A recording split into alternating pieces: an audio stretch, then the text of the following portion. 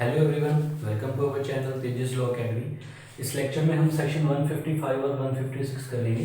पिछले लेक्चर में हमने सेक्शन 154 के बारे में पढ़ा, जहाँ पे कॉग्निजेबल ऑफेंस के बारे में हमने पढ़ा कि कैसे एफआईआर रजिस्टर होती है और क्या एविडेंशियरी वैल्यू होती है और काफ़ी और टॉपिक्स कवर करेंगे। इसमें हम सेक्शन 155 से शुरू करेंगे, जिसमें कि अगर हमें पुलिस ऑफिसर को इन्फॉर्मेशन मिलती है कि नॉन कॉग्निजेबल कमिट हुआ है offence, non cognizable offence commit हुआ है, तो उसकी ड्यूटी बनती है कि वो रजिस्टर करेगा उसको एफआईआर नॉन कॉग्निजेबल केस की।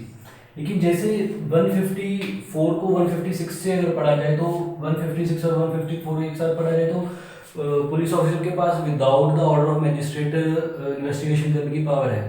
लेकिन यहाँ ऐसा नहीं है, यहाँ उसको ऑर्डर लेना पड़ेगा मजिस्ट्रेट से।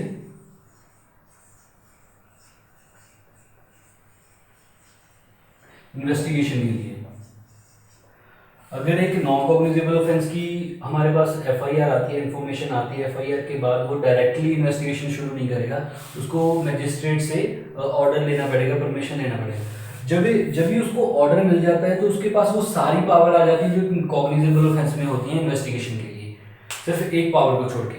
जैसे कि वो कहीं भी जा सकता है, किसी को भी 161 में नोटिस भेज के एग्जामिन कर सकता है। ये सारी पावर उसको कॉग्निजेबल केस वाली आ जाएगी, एक्सेप्ट अरेस्ट। वो अरेस्ट नहीं कर पाएगा एक नॉन कॉग्निजेबल में विदाउट वारंट।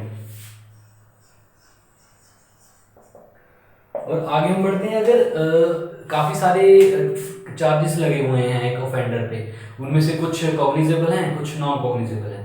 अगर ऐसा है तो उस केस में हम उसको कॉग्निजेबल केस मानेंगे और वहां पे क्या होगा, पुलिस ऑफिसर विदाउट जो ऑर्डर ऑफ द मजिस्ट्रेट उसको इन्वेस्टिगेट कर सकता है। तो ये था हमारा सेक्शन 55 जो कि नॉन कॉग्निजेबल के साथ डील करता है। अब हम कवर करेंगे 156।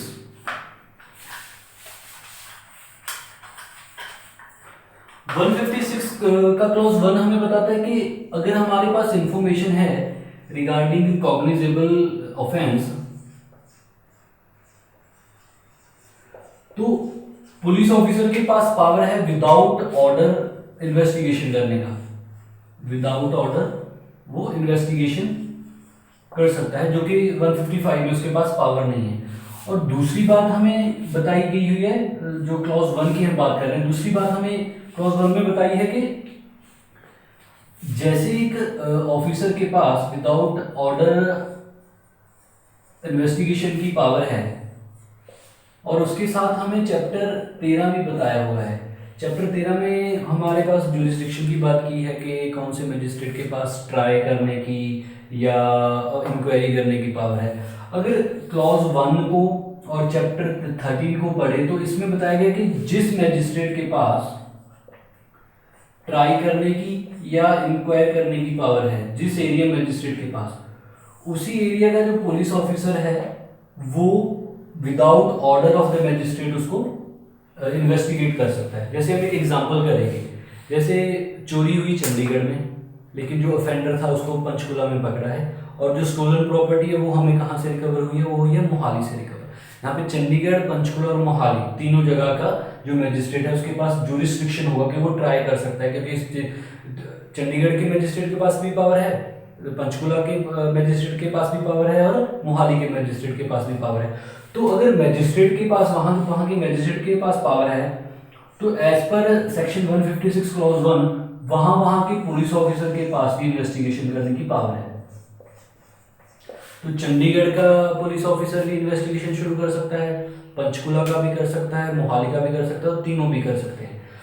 और अगर उसने शुरू कर दी इन्वेस्टिगेशन, क्लॉज 2 बता रहा है, चाहे तो उसके पास as per the example jurisdiction थी, चाहे तो विदाउट जुरिस्डिक्शन भी उसने शुरू कर दी, तो एज पर क्लॉज 2 ऑफ 156 वो इन्वेस्टिगेशन वैलिड नहीं होगी, उस इन्वेस्टिगेशन को हम मानेंगे। तो ये दोनों क्लॉज के बाद हम कवर करेंगे क्लॉज 3। क्लॉज 3 में मैजिस्ट्रेट के पास ब्रॉड पावर है, काफी ज्यादा पावर है इसमें, जो जस्टिस करने के लिए। उसमें लिखा गया कि जिस मजिस्ट्रेट के पास 190 में पावर होती है, वो 190 सेक्शन 190 सीआरपीसी में पावर होती है, वो कॉग्निजेंस की पावर बेसिकली वहां बताई है, कॉग्निजेंस की पावर है, तो वो इन्वेस्टिगेशन ऑर्डर कर सकता है। यहाँ पे फिर क्या हो सकता है, जैसे हमने पढ़ा था 154 में कि अगर पुलिस ऑफिसर रजिस्टर नहीं कर रहा एफआईआर, तो वो इंफॉर्मेंट एसपी के पास जाएगा, सुपरिटेंडेंट ऑफ पुलिस। अगर वो भी नहीं रजिस्टर कर रहा तो फिर 156 क्लॉज 3 में जा सकता है। वहां पे मैजिस्ट्रेट क्या ऑर्डर कर सकता है? FIR plus investigation. दूसरी पावर यहां पे इन्वेस्टिगेशन, एफआईआर तो हो गई है लेकिन इन्वेस्टिगेशन नहीं हो रही है, यहां पे भी ऑर्डर कर सकता है कि तुम इन्वेस्टिगेशन करो। तीसरी बात, इन्वेस्टिगेशन हो रही है लेकिन प्रॉपरली नहीं हो रही है, तो फिर यहाँ पे मैजिस्ट्रेट उसको ऑर्डर कर सकता है कि तुम प्रॉपर इन्वेस्टिगेशन करो। एक और पावर आती है यहाँ पे मैजिस्ट्रेट के पास 156(3) में री इन्वेस्टिगेशन ऑर्डर करने की। री इन्वेस्टिगेशन बेसिकली होता है कि प्रॉपर इन्वेस्टिगेशन नहीं हुई है या मैजिस्ट्रेट को लग रहा है कि प्रॉपर इन्वेस्टिगेशन जो अथॉरिटीज थी उन्होंने नहीं करी है, तो वहाँ पे फ्रॉम द वेरी बिगिनिंग वो सारी पुरानी जो इन्वेस्टिगेशन होगी उसको मानेगा नहीं और री इन्वेस्टिगेशन का ऑर्डर कर सकता है 156(3) में। और एक यहाँ पे एक और पावर होती है कंप्लेंट केस में। अगर कंप्लेंट गई मैजिस्ट्रेट के पास 200 में 200 ऑफ द सीआरपीसी, तो उसके पास पावर होती है कि कॉग्निजेंस लेने से पहले, बिफोर कॉग्निजेंस, वहां पे वो इन्वेस्टिगेशन को ऑर्डर कर सकता है। ये हमारा लेक्चर यहीं खत्म होता है। Thank you very much.